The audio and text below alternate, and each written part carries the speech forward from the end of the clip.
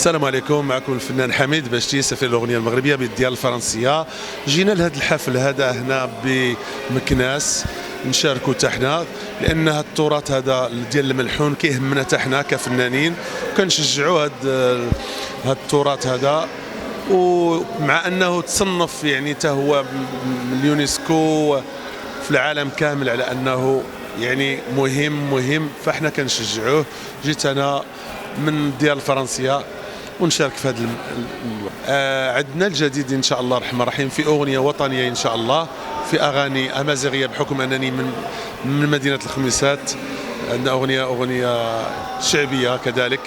ف مرحبا كنقول للجمهور ديالي انتظروا الجديد دائما. نعم، هي بالديال الاوروبيه الناس كتكون مشتاقه اكثر، لان الغربه صعيبه وحنا كنخفوا كذلك بالحفلات ديالنا، وداك الشيء كنوصلوا بحكم اننا سفراء كنوصلوا الاغنيه المغربيه والامازيغيه والشعبيه لاوروبا، فكيكونوا مشتاقين بيان سور.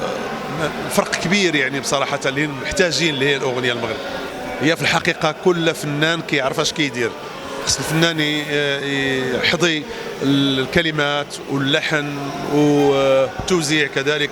خص يكون فنان يعني متمكن وعارف اش كيدير. كاينين الناس الله يسمح لنا منهم، راك عارف يعني لا كلمات ولا الحان ولا والاغنيه ما كتطولش، لا يصح الا صحيح. هي كنقول للجمهور ديالي الحبيب انتظروا الجديد دائما ديال الفنان حميد باشتي، وكنبغيكم بزاف بزاف.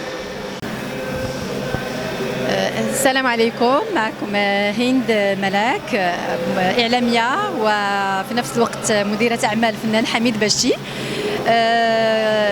المجيء ديالي لهذا الحفل هذا كيشرفني، بما أنني كنهتم بالموروث الثقافي.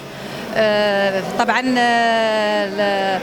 الفن الملحون او العيساوه او كل ما يتكلم عن الموروث الثقافي، فهذا شيء جميل جدا وكيشرف بلادنا، وكيخصنا دائما نعطيوه دائما ميزه ونديروا له دائما دورات، او يعني الدوره ديالو كل سنه باش ما يموتش هذا الموروث الثقافي.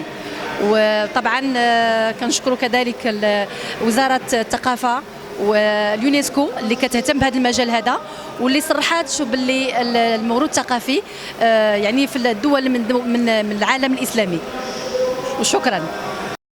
السلام عليكم، لا تنسوا الاعجاب بالفيديو والاشتراك في القناه تشجيعا لنا لنستمر بنشر المزيد ان شاء الله.